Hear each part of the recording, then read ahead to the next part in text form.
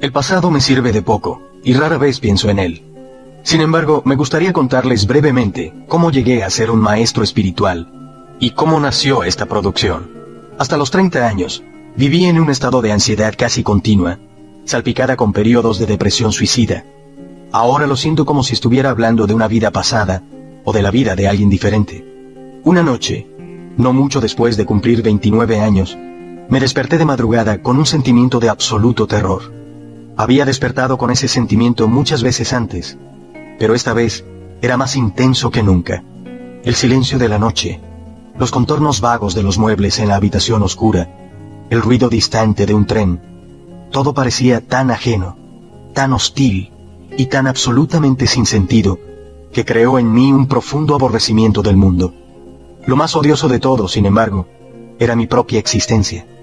¿Qué sentido tenía continuar viviendo con esta carga de desdicha? ¿Por qué seguir con esta lucha continua? Podía sentir un profundo anhelo de aniquilación, de inexistencia, que se estaba volviendo mucho más fuerte que el deseo instintivo de continuar viviendo. No puedo seguir viviendo conmigo mismo. Este era el pensamiento que se repetía continuamente en mi mente. Entonces, súbitamente me hice consciente de cuán peculiar era este pensamiento. Soy uno o dos. Si no puedo vivir conmigo mismo, debe haber dos. El yo y el mí mismo, con el que yo no puedo vivir. Quizá, pensé, solo uno de los dos es real. Esta extraña revelación me aturdió tanto que mi mente se detuvo. Estaba completamente consciente, pero no había más pensamientos. Después me sentí arrastrado hacia lo que parecía un vórtice de energía. Al principio era un movimiento lento, y después se aceleró. Me sobrecogió un intenso temor, y mi cuerpo empezó a temblar. Oí las palabras, no te resistas a nada, como si fueran pronunciadas dentro de mi pecho. Sentía como si me arrastrara a un vacío. Sentía que el vacío estaba dentro de mí, en lugar de afuera. De repente, ya no sentí más miedo, y me dejé caer en aquel vacío. No recuerdo lo que pasó después. Me despertó el canto de un pájaro en la ventana. Nunca había oído un sonido así antes. Mis ojos aún estaban cerrados, y vi la imagen de un diamante precioso. Sí, si un diamante pudiera producir un sonido, sería así. Abrí mis ojos. La primera luz del amanecer se filtraba por las cortinas. Sin ningún pensamiento, sabía que hay mucho más en la luz que aquello de lo que nos damos cuenta. Aquella suave luminosidad filtrándose a través de las cortinas era el amor mismo. Mis ojos se llenaron de lágrimas. Me levanté y caminé por la habitación. La reconocía, y sin embargo sabía que antes no la había visto verdaderamente. Todo era fresco y prístino, como si acabara de nacer. Tomé cosas, un lápiz, una botella vacía, maravillándome ante la belleza y la vividez de todo.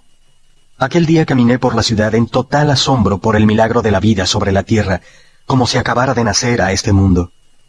En los 5 meses siguientes, viví en un profundo estado de paz y embelesamiento ininterrumpidos.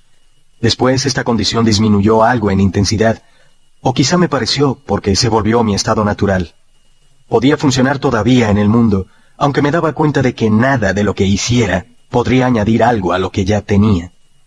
Sabía, por supuesto, que algo profundamente significativo me había ocurrido, pero no lo entendía en absoluto. Solamente varios años después, luego de haber leído textos espirituales y de haber pasado tiempo con maestros, me di cuenta de que lo que todo el mundo buscaba ya me había ocurrido a mí. Comprendí que la intensa presión del sufrimiento aquella noche debió haber forzado a mi conciencia a retirarse de su identificación con aquel ser infeliz y profundamente temeroso, identificación que es, en últimas, una ficción de la mente. Esta retirada debió ser tan completa que este ser sufriente y falso se derrumbó inmediatamente, como cuando se le quita el tapón a un juguete inflable. Lo que quedó después fue mi verdadera naturaleza, como el eterno presente que yo soy. La conciencia en su estado puro, anterior a la identificación con la forma. Más tarde aprendí también a entrar en ese reino interior, ajeno al tiempo y a la muerte, que había percibido originalmente como un vacío, y a permanecer completamente consciente. Viví en estados de arrobamiento y santidad tan indescriptibles, que incluso la experiencia original que acabo de describir palidece en comparación. Llegó un momento en el que, por un tiempo, No quedó nada de mí en el plano físico. No tenía relaciones, ni empleo, ni hogar, ni identidad socialmente definida. Pasé casi 2 años sentado en los bancos de los parques en un estado de intenso gozo. Pero incluso las experiencias más bellas vienen y se van. Más fundamental, quizá, que cualquier experiencia, es la corriente subterránea de paz que no me ha abandonado desde entonces. A veces es muy fuerte, casi palpable, y los demás la pueden sentir también. En otras ocasiones, está en alguna parte en el fondo, como una melodía distante. Después, la gente venía ocasionalmente a mí y me decía, «Quiero lo que usted tiene. ¿Puede dármelo o mostrarme cómo lograrlo?» Y yo decía, «Usted ya lo tiene, solo que no puede sentirlo porque su mente hace demasiado ruido». Esta respuesta creció después hasta convertirse en el audiolibro que usted está escuchando. Sin darme cuenta, tenía una identidad externa de nuevo. Me había convertido en un maestro espiritual.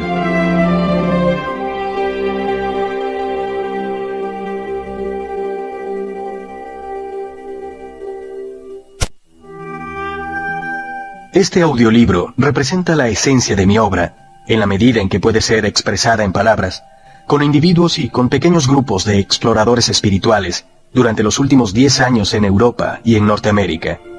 Con profundo amor y aprecio, quisiera agradecer a esas personas excepcionales su valor, su deseo de abrazar el cambio interior, el reto de sus preguntas y su disposición a escuchar. Este audiolibro no habría podido llegar a existir sin ellos. Pertenecen a lo que es todavía una minoría de pioneros espirituales, pero que afortunadamente está creciendo. Personas que están alcanzando un punto en el que son capaces de romper patrones mentales colectivos y heredados que han mantenido a los seres humanos sujetos al sufrimiento por millones de años. Confío en que este audiolibro llegue a los que están listos para una transformación interior muy radical y que por tanto actúe como un catalizador para ella. También espero que llegue a otros muchos que encuentren su contenido digno de consideración, aunque puedan no estar listos para vivirlo o practicarlo plenamente. Es posible que en el futuro, la semilla que se sembró al escuchar este audiolibro se fusione con la semilla de la iluminación que todo ser humano lleva dentro, y súbitamente esta semilla brote y se haga viva dentro de ellos. El audiolibro en su forma actual se originó, a menudo espontáneamente, en respuesta a preguntas hechas por personas en seminarios, clases de meditación y sesiones de consejería privadas, así que he conservado el formato de preguntas y respuestas. Aprendí y recibí tanto en estas clases y sesiones como los que preguntaban. Algunas de las preguntas y respuestas las escribí casi al pie de la letra. Otras son genéricas, es decir, que combiné ciertos tipos de interrogantes que se hacían con frecuencia en una sola pregunta y resumí la esencia de diferentes respuestas para formar una respuesta genérica. A veces en el proceso de escribir surgía una nueva respuesta más profunda o penetrante que cualquier cosa que yo hubiera dicho nunca. Algunas otras preguntas adicionales fueron formuladas por la editora para clarificar más algunos puntos. Usted encontrará que de principio a fin los diálogos oscilan continuamente entre 2 niveles diferentes. En el primer nivel, llamo su atención hacia lo que es falso en usted. Hablo de la naturaleza de la inconsciencia y de la disfunción humana, así como de sus manifestaciones más comunes en la conducta, desde los conflictos en las relaciones hasta las guerras entre las tribus o las naciones. Tal conocimiento es vital, porque a menos que usted aprenda a reconocer lo falso, como algo que no es usted, no puede haber transformación duradera, y usted siempre acabará arrastrado de nuevo hacia la ilusión y hacia alguna forma de dolor. En este nivel también le muestro cómo no convertir lo que es falso en usted en su verdadero ser y en un problema, porque así es como se perpetúa lo falso. En el otro nivel, hablo de una transformación profunda de la conciencia humana, no como una posibilidad futura distante, sino disponible ahora, sin importar quién sea usted o dónde esté. Trato de mostrarle cómo liberarse de la esclavitud de la mente, cómo entrar en un estado iluminado de conciencia y cómo sostenerlo en la vida diaria. En este nivel del audiolibro, las palabras no siempre tienen que ver con información, sino que a menudo buscan llevarlo a usted a esta nueva conciencia en la medida en que escucha.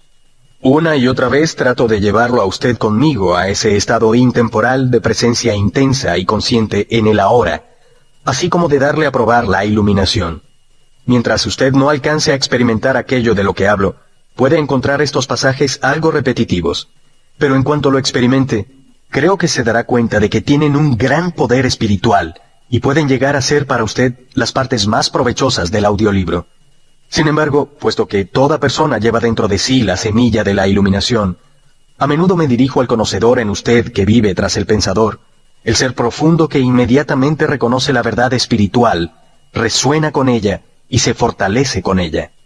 Cuando comience a escuchar el capítulo 1, el significado de ciertas palabras, tales como ser o presencia, puede no ser enteramente claro para usted al principio.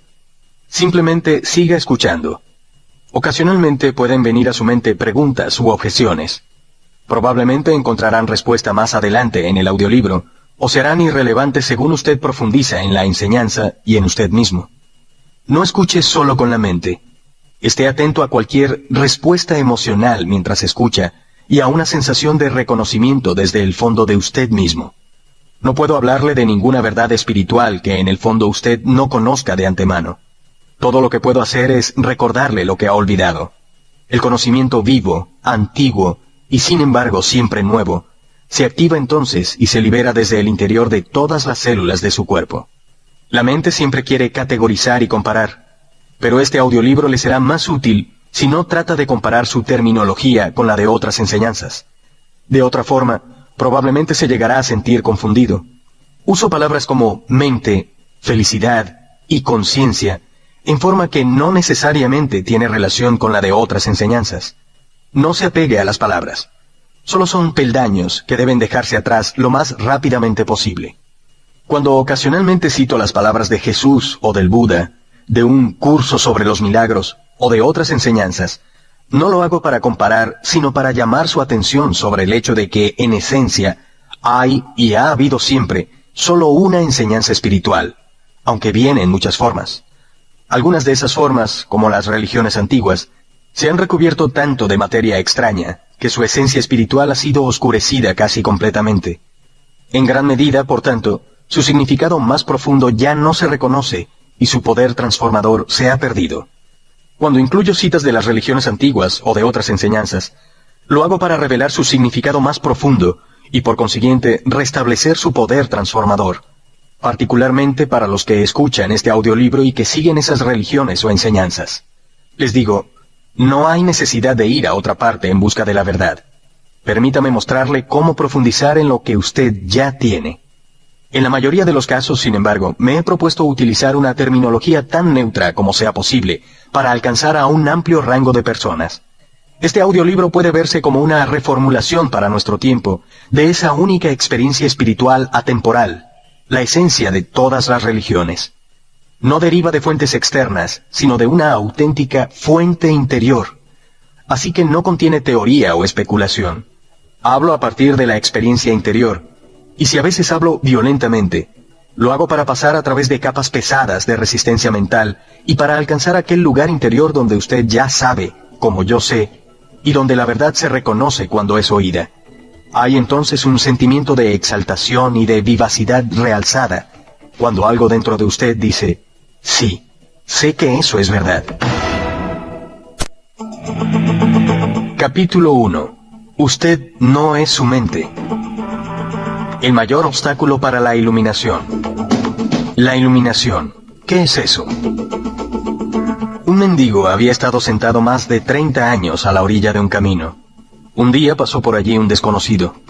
¡Una monedita!, murmuró mecánicamente el mendigo, alargando su vieja gorra de béisbol. No tengo nada que darle, dijo el desconocido. Después preguntó, ¿qué es eso en lo que está sentado? Nada, contestó el mendigo. Solo una caja vieja. Me he sentado en ella desde que tengo memoria. ¿Alguna vez ha mirado lo que hay dentro?, preguntó el desconocido. No, dijo el mendigo. ¿Para qué? No hay nada dentro. Échele una ojeada, insistió el desconocido. El mendigo se las arregló para abrir la caja. Con asombro, incredulidad y alborozo, vio que la caja estaba llena de oro. Yo soy el desconocido que no tiene nada que darle y que le dice que mire dentro. No dentro de una caja como en la parábola, sino en un lugar aún más cercano, dentro de usted mismo. Pero yo no soy un mendigo, le oigo decir. Los que no han encontrado su verdadera riqueza, que es la alegría radiante del ser y la profunda e inconmovible paz que la acompaña, son mendigos. Incluso si tienen mucha riqueza material, buscan afuera mendrugos de placer o de realización para lograr la aceptación, la seguridad o el amor, mientras llevan dentro un tesoro que no solo incluye todas esas cosas, sino que es infinitamente mayor que todo lo que el mundo pueda ofrecer. La palabra iluminación evoca la idea de un logro sobrehumano, y el ego quiere conservar las cosas así. Pero es simplemente el estado natural de sentir la unidad con el ser.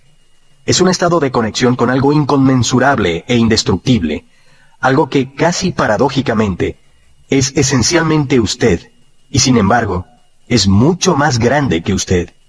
Es encontrar su verdadera naturaleza más allá del nombre y de la forma. La incapacidad de sentir esta conexión da lugar a la ilusión de la separación, de usted mismo y del mundo que lo rodea. Entonces usted se percibe a sí mismo, consciente o inconscientemente, como un fragmento aislado.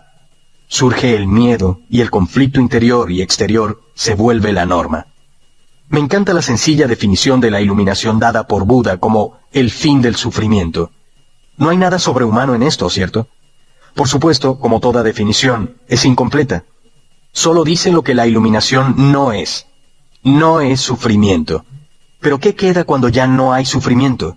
El Buda no habla sobre esto y su silencio implica que usted tiene que averiguarlo por sí mismo. Usa una definición negativa para que la mente no la convierta en algo que se deba creer o en un logro sobrehumano, una meta que es imposible de alcanzar. A pesar de esta precaución, la mayoría de los budistas aún cree que la iluminación es para el Buda, no para ellos, al menos no en esta vida. Usted usó la palabra ser. ¿Puede explicar lo que quiere decir con eso? El ser es la única vida, eterna, siempre presente, más allá de las miles de formas de la vida que están sujetas al nacimiento y a la muerte. Sin embargo, el ser no solo está más allá, sino también profundamente dentro de cada forma como su esencia más íntimamente invisible e indestructible. Esto significa que es accesible a usted ahora como su propio ser más profundo, su verdadera naturaleza.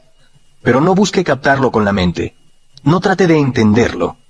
Usted puede conocerlo solo cuando la mente está inmóvil. Cuando usted está presente, cuando su atención está completa e intensamente en el ahora, se puede sentir el ser, pero nunca puede ser entendido mentalmente. Recuperar la conciencia del ser y permanecer en ese estado de sentimiento-realización es la iluminación. Cuando usted dice ser, ¿está hablando de Dios? Si es así, ¿por qué no lo dice? La palabra Dios se ha vuelto vacía de significado a través de miles de años de mal uso. Yo la uso a veces, pero lo hago poco. Por mal uso, entiendo que las personas que nunca han tenido ni un atisbo del reino de lo sagrado, de la infinita vastedad que hay detrás de esta palabra, la usan con gran convicción, como si supieran de qué están hablando, o argumentan contra él como si supieran qué es lo que están negando. Ese mal uso da lugar a creencias y afirmaciones absurdas y a engaños del ego, tales como mi o nuestro Dios es el único Dios verdadero y tu Dios es falso. O la famosa afirmación de Nietzsche, Dios ha muerto. La palabra Dios se ha convertido en un concepto cerrado.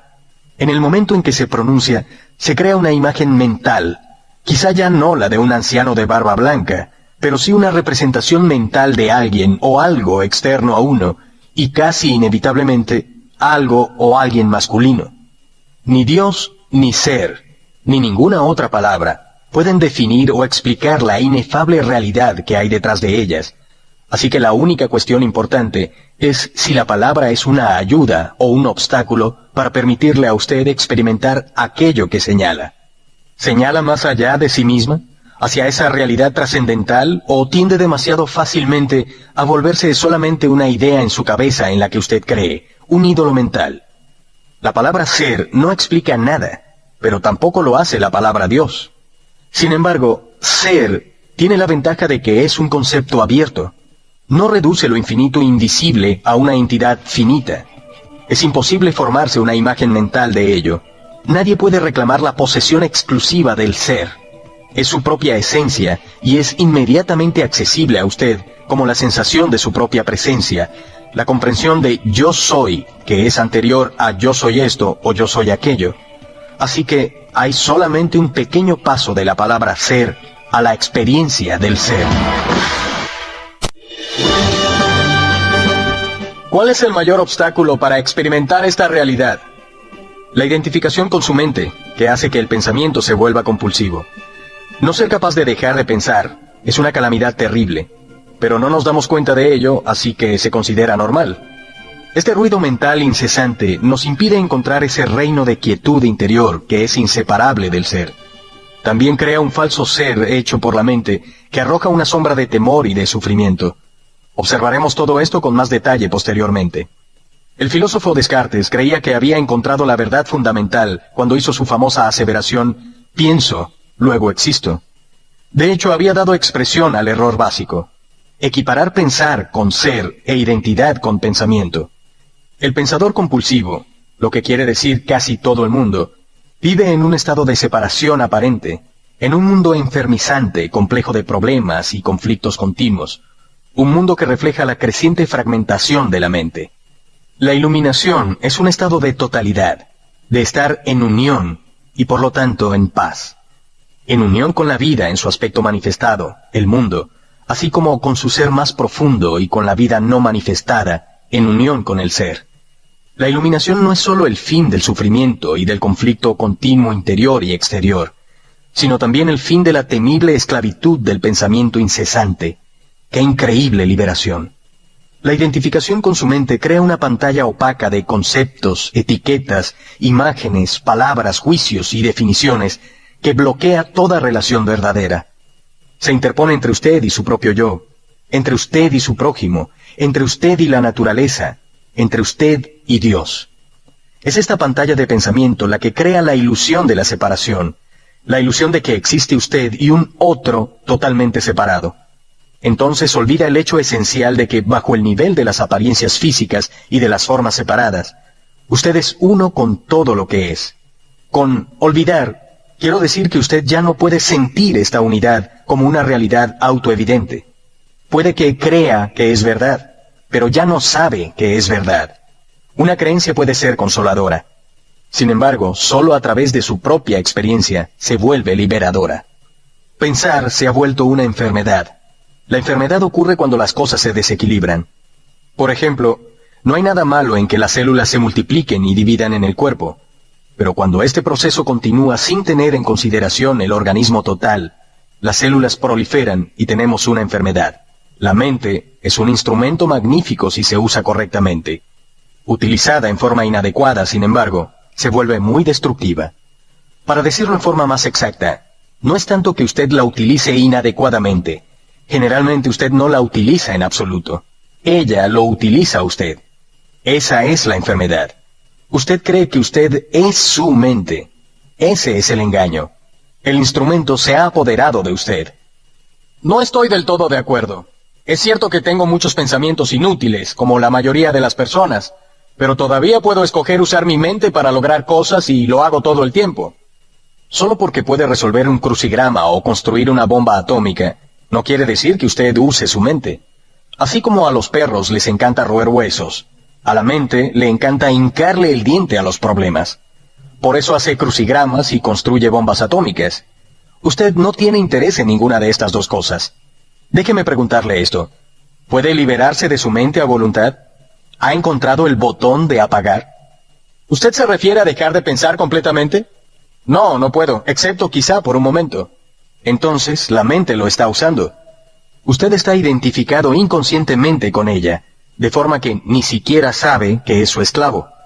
Es casi como si usted estuviera poseído sin saberlo, y por lo tanto, toma a la entidad que lo posee por usted mismo. El comienzo de la libertad es la comprensión de que usted no es la entidad que lo posee, el que piensa. Saber esto le permite observar a esa entidad. En el momento en que usted empieza a observar al que piensa, se activa un nivel más alto de conciencia.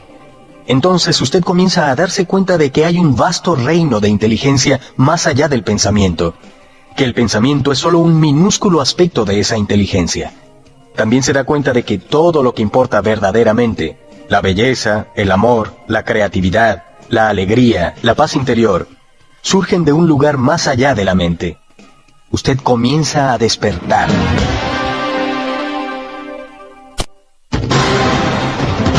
¿Qué quiere usted decir exactamente con observar al que piensa? Cuando alguien va al médico y dice, oigo una voz en mi cabeza, probablemente lo remitirán a un psiquiatra. El hecho es que, de forma muy similar, prácticamente todo el mundo oye una voz o varias voces en su cabeza todo el tiempo. Los procesos involuntarios de pensamiento que usted no se da cuenta que puede detener. Los monólogos o diálogos continuos. Usted probablemente se ha cruzado en la calle con locos que hablan o murmuran para sí mismos incesantemente. Bueno, esto no es muy diferente de lo que usted y otras personas normales hacen, excepto por el hecho de que usted no lo hace en voz alta. La voz comenta, especula, juzga, compara, se queja, acepta, rechaza, y así sucesivamente. La voz no es necesariamente relevante para la situación en la que usted se encuentra en ese momento. Puede estar revisando el pasado reciente o lejano, o ensayando o imaginando posibles situaciones futuras. En este caso, frecuentemente imagina resultados negativos o problemas. Este proceso se llama preocuparse. A veces esta pista de sonido va acompañada por imágenes visuales o películas mentales. Incluso si la voz es relevante para la situación del momento, la interpretará de acuerdo con el pasado. Esto se debe a que la voz pertenece a su mente condicionada, que es el resultado de toda su historia pasada, así como del escenario mental de la cultura colectiva que usted heredó. Así, usted ve y juzga el presente con los ojos del pasado, y obtiene una visión de él totalmente distorsionada. No es raro que esa voz sea el peor enemigo de la persona. Muchos viven con un torturador en la cabeza que continuamente los ataca y los castiga y les drena la energía vital. Esto causa sufrimiento e infelicidad, así como enfermedad. Lo bueno es que usted puede liberarse de su mente. Esa es la única liberación verdadera. Usted puede dar el primer paso ahora mismo. Empiece por oír la voz de su cabeza tan a menudo como pueda. Preste atención especial a cualquier patrón de pensamiento repetitivo, esos viejos discos que han sonado en su cabeza quizá durante años. Eso es a lo que llamo observar al que piensa, que es otra forma de decir, escuche la voz de su cabeza, esté allí como si fuese un testigo. Cuando usted escuche esta voz, hágalo imparcialmente. Es decir, no juzgue. No juzgue o condene lo que oye, porque hacerlo significaría que la misma voz ha vuelto a entrar por la puerta trasera. Pronto empezará a darse cuenta de esto. Está la voz, y estoy yo escuchándola, observándola. Esta comprensión del yo soy, esta sensación de su propia presencia, no es un pensamiento. Surge de más allá de la mente. Así pues, cuando usted escucha un pensamiento, usted es consciente no solo del pensamiento, sino de usted mismo como testigo de él. Ha aparecido una nueva dimensión de conciencia. Mientras oye al pensamiento, usted siente una presencia consciente, su ser más profundo, más allá o debajo del pensamiento, como quien dice. El pensamiento entonces pierde su poder sobre usted y rápidamente se calma, porque usted ya no le da energía a la mente por medio de la identificación con ella. Este es el comienzo del fin del pensamiento involuntario y compulsivo. Cuando un pensamiento pierde fuerza, usted experimenta una discontinuidad en la corriente mental, una brecha de no mente. Al principio las brechas serán cortas, unos segundos tal vez, pero gradualmente se harán más largas. Cuando ocurren esas rupturas, usted experimenta cierta quietud y paz dentro de usted.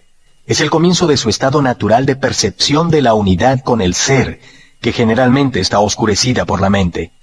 Con la práctica, la sensación de quietud y paz se hará más profunda. De hecho, esta profundidad no tiene fin. También sentirá una sutil emanación de gozo que surge de lo profundo de su interior, el gozo de ser. No se trata de un estado de trance en absoluto. Aquí no hay pérdida de conciencia, es todo lo contrario. Si el precio de la paz fuera una disminución de su conciencia y el precio de la quietud una falta de vitalidad y estado de alerta, no valdría la pena tenerlas. En este estado de unión interior, usted está mucho más alerta, más despierto que en el estado de identificación con la mente. Usted está completamente presente. También aumenta la frecuencia de vibraciones del campo de energía que da vida al cuerpo físico. Según profundiza en este reino de la no mente, como es llamado a veces en Oriente, usted crea un estado de conciencia pura. En ese estado, usted siente su propia presencia con tal intensidad y gozo, que todo el pensamiento, todas las emociones, su cuerpo físico, así como el mundo exterior, se vuelven relativamente insignificantes en comparación con ello. Y sin embargo no es un estado egoísta, sino un estado sin ego. Lo lleva a usted más allá de lo que antes consideraba su propio ser. Esta presencia es esencialmente usted, y al mismo tiempo inconcebiblemente mayor que usted. Lo que trato de expresar aquí puede sonar paradójico o incluso contradictorio, pero no puedo expresarlo de otra manera. En lugar de observar al que piensa, usted puede crear también una brecha en la corriente de la mente simplemente dirigiendo el foco de su atención hacia el ahora. Vuélvase intensamente consciente del momento presente. Esto es algo profundamente satisfactorio. De esa forma usted aparta la conciencia de la actividad de su mente y crea una brecha de no mente en la que usted está muy alerta y consciente, pero no pensando. Esa es la esencia de la meditación. En su vida diaria, usted puede practicar esto tomando una actividad rutinaria que normalmente es solo un medio para un fin, y préstele su más completa atención, de modo que se convierta en un fin en sí misma. Por ejemplo, cada vez que usted suba y baje las escaleras en su casa o en su lugar de trabajo, ponga mucha atención a cada paso, a cada movimiento, incluso a su respiración. Esté totalmente presente. O cuando se lave las manos, preste atención a todas las percepciones sensoriales asociadas con la actividad. El sonido y el tacto del agua, el movimiento de sus manos, el aroma del jabón, y así sucesivamente. O cuando suba a su automóvil, después de cerrar la puerta, haga una pausa de unos segundos y observe el flujo de su respiración. Hágase consciente de una sensación de presencia silenciosa, pero poderosa. Hay cierto criterio por el que puede medir su éxito en esta práctica: el grado de paz que siente interiormente. Así pues, el único paso vital en su camino hacia la iluminación es este: aprenda a dejar de identificarse con su mente. Cada vez que usted crea una brecha en el fluir de la mente, la luz de su conciencia se vuelve más fuerte. Un día puede que se sorprenda a sí mismo sonriendo a la voz de su cabeza como sonreiría ante las travesuras de un niño. Esto significa que ya no se toma tan en serio el contenido de su mente, puesto que el sentido de usted mismo no depende de él. La iluminación, elevarse por encima del pensamiento. Para sobrevivir en este mundo, ¿no es esencial el pensamiento? Su mente es un instrumento, una herramienta. Está ahí para utilizarla en una tarea específica, y cuando se termina la tarea, hay que dejarla de lado. Como se usa ahora, yo diría que el 80 o 90% del pensamiento de la mayoría de las personas es no solo repetitivo e inútil, sino que por su naturaleza disfuncional y a menudo negativa, gran parte de él es también perjudicial. Observe su mente y descubrirá que esto es verdad. Ella causa una pérdida grave de energía vital. Este tipo de pensamiento compulsivo es en realidad una adicción. ¿Qué es lo que caracteriza a una adicción? Simplemente esto. Usted ya no siente que puede elegir detenerse. Parece más fuerte que usted. También le da una sensación falsa de placer. Placer que invariablemente se convierte en dolor. ¿Por qué habríamos de ser adictos al pensamiento? Porque usted está identificado con él, lo que significa que usted deriva su sentido de sí mismo del contenido y la actividad de su mente. Porque cree que dejaría de ser si dejara de pensar. Según crece, usted forma una imagen mental de quién es usted, basada en su condicionamiento personal y cultural. Podemos llamar a este ser fantasmal el ego.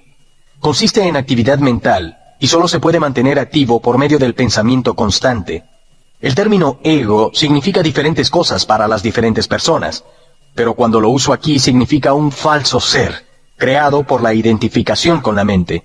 Para el ego, el momento presente casi no existe. Lo único que se considera importante es el pasado y el futuro. Esta inversión total de la verdad es la causante de que en su modalidad ego, la mente sea tan disfuncional.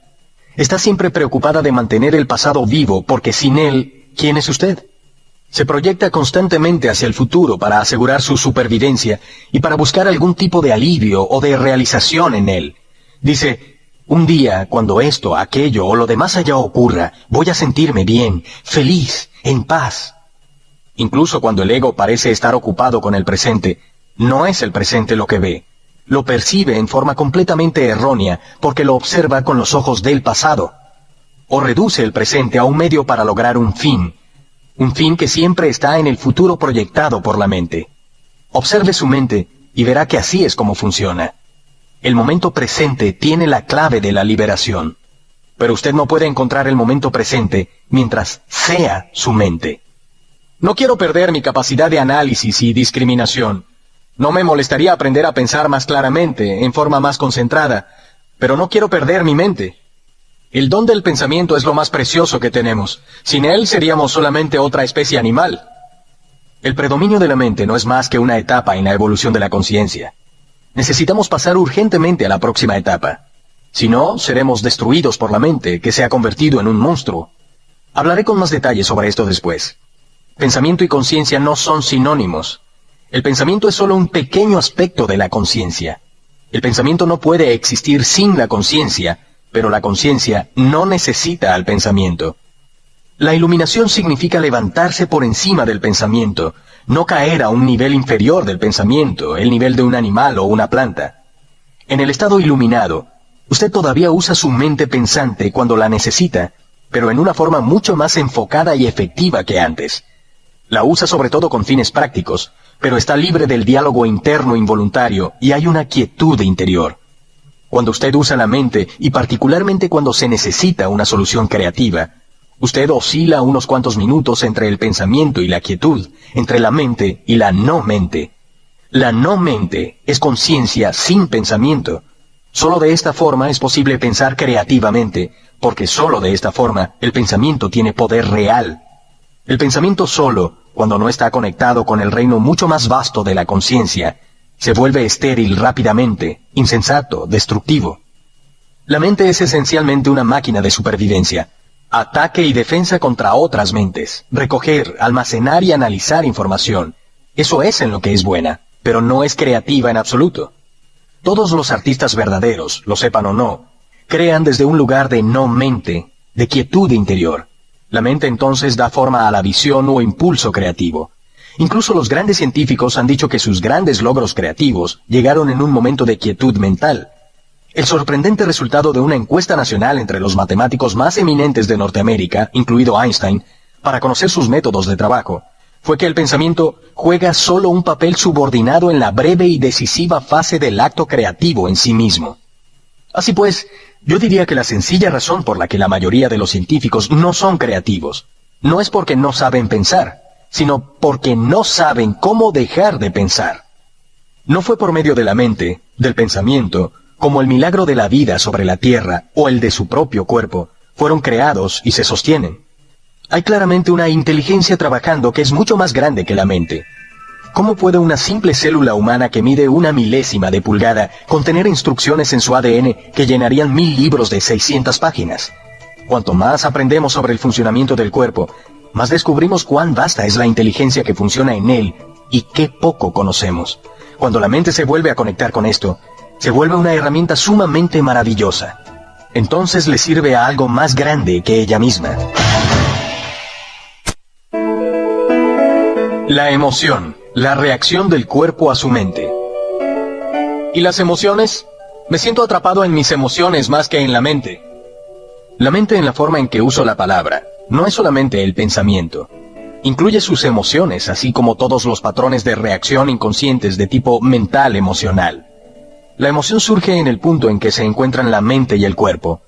Es la reacción del cuerpo a su mente, o podríamos decir, un reflejo de su mente en el cuerpo. Por ejemplo, un pensamiento de ataque o un pensamiento hostil creará un aumento de energía en el cuerpo al que llamamos cólera. El cuerpo se alista a luchar. El pensamiento de que usted está siendo amenazado física o psicológicamente hace que el cuerpo se contraiga, y ese es el aspecto físico de lo que llamamos miedo. La investigación ha mostrado que las emociones fuertes incluso producen cambios en la bioquímica del cuerpo. Estos cambios bioquímicos representan el aspecto físico o material de la emoción. Por supuesto, usted no es consciente habitualmente de todos sus patrones de pensamiento, y a menudo solo observando sus emociones puede hacerlos conscientes. Cuanto más identificado esté con su pensamiento, sus gustos y sus odios, sus juicios e interpretaciones, es decir, cuanto menos presente esté como la conciencia que observa, más fuerte será la carga de energía emocional, sea usted consciente de ello o no. Si usted no puede sentir sus emociones, si está desconectado de ellas, eventualmente las experimentará en un nivel puramente físico, como un problema o síntoma físico. Se ha escrito mucho sobre esto en los últimos años, así que no necesitamos entrar en ello aquí.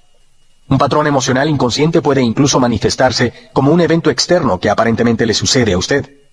Por ejemplo, he observado que la gente que lleva dentro mucha ira, sin ser consciente de ella y sin expresarla, tiene más posibilidad de ser atacada, verbal o incluso físicamente, por otras personas iracundas y a menudo sin razón aparente. Tienen una fuerte emanación de ira que ciertas personas reciben subliminalmente y que dispara su propia ira latente. Si usted tiene dificultad para sentir sus emociones, empiece por concentrar su atención en el campo de energía interior de su cuerpo. Sienta el cuerpo desde dentro. Esto también lo pondrá en contacto con sus emociones. Exploraremos esto con más detalle más adelante. Usted dice que una emoción es el reflejo de la mente en el cuerpo, pero a veces hay un conflicto entre ambos. La mente dice no, mientras la emoción dice sí, o al contrario. Si usted quiere conocer realmente su mente, el cuerpo le dará siempre un reflejo verdadero, así que observe la emoción, o más bien, siéntala en su cuerpo. Si hay un conflicto aparente entre ellos, el pensamiento será la mentira, la emoción será la verdad. No la verdad última sobre quién es usted, pero sí la verdad relativa de su estado mental en ese momento. El conflicto entre los pensamientos superficiales y los procesos mentales inconscientes es ciertamente común.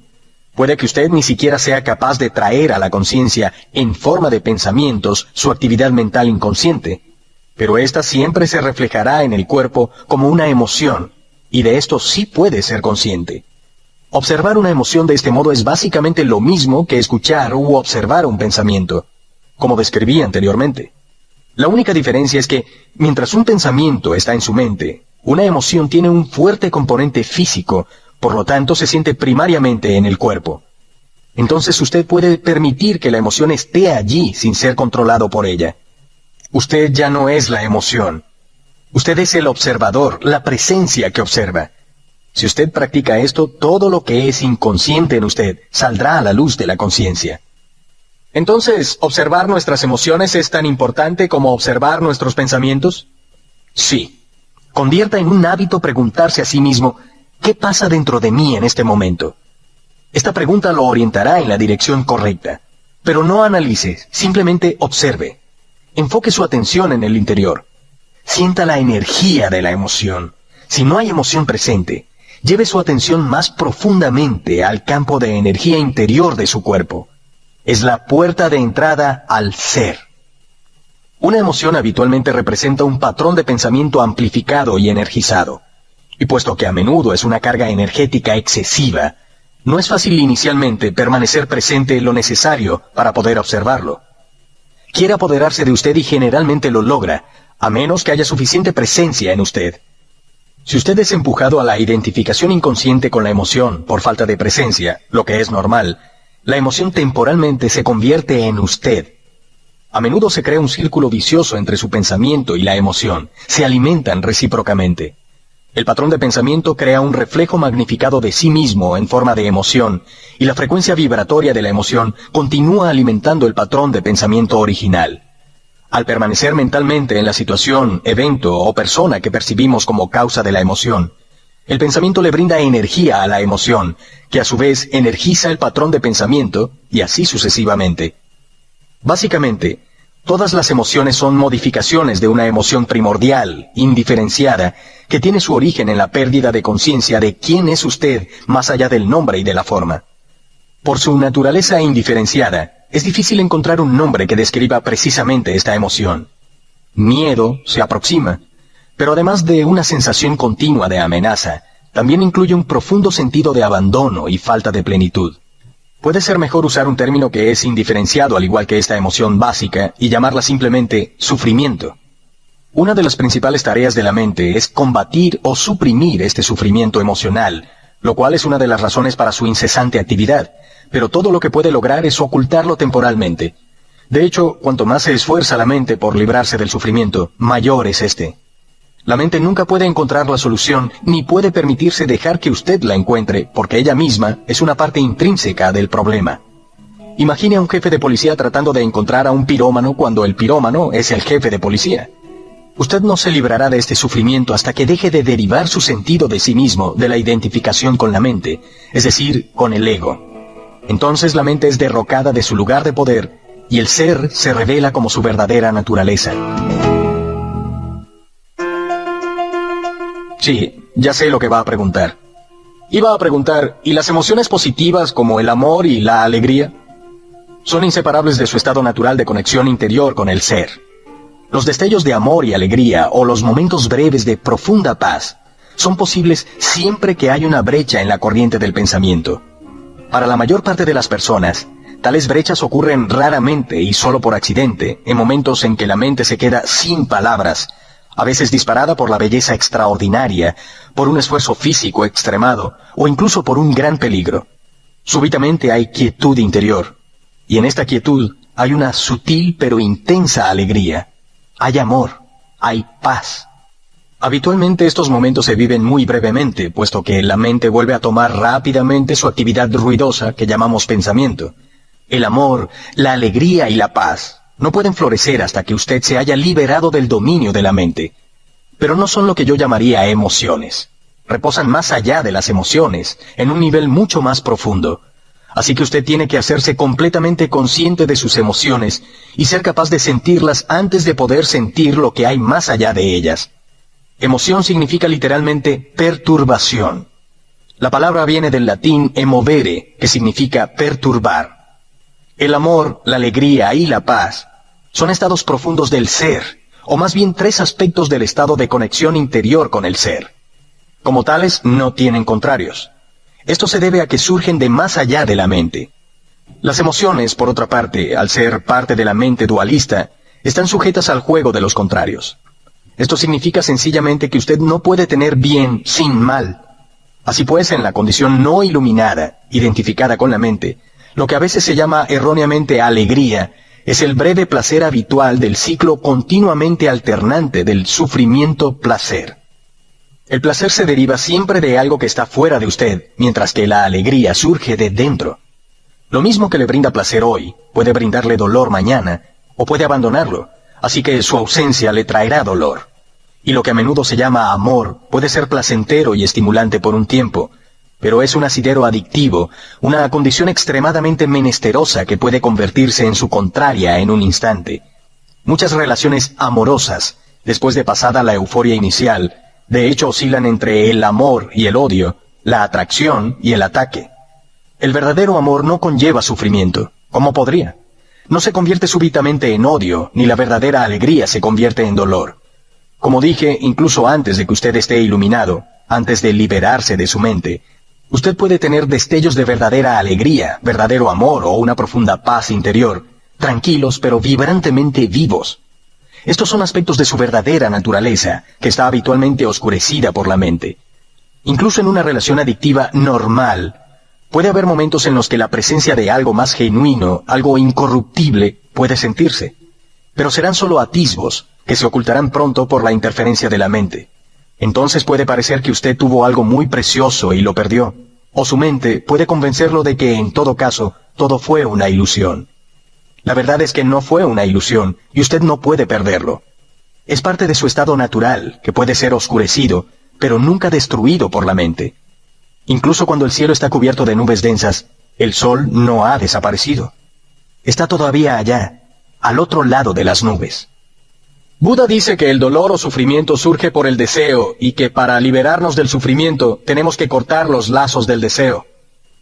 Todos los deseos son expresiones de la mente que busca la salvación o la realización en las cosas externas y en el futuro como sustituto de la alegría de ser.